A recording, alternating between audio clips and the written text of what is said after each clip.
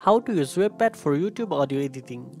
First of all, open WavePad and load your audio file by clicking on File and then Open File, or simply drag and drop your audio into the WavePad window.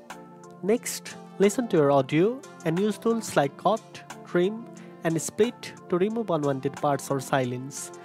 This helps make your YouTube audio clear and professional.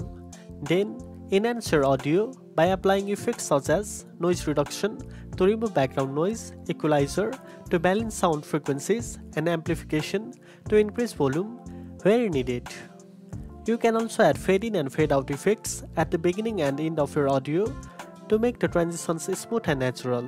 After editing, use the WavePad compression tool to optimize your audio levels for consistent sound throughout your video. Finally, save or export your edited audio in the desired format like MP3 or WAV, ready to upload with your YouTube video. And that's it. Now you know how to use WavePad for YouTube audio editing. If you found this video helpful, don't forget to like, share, and subscribe for more tech tips.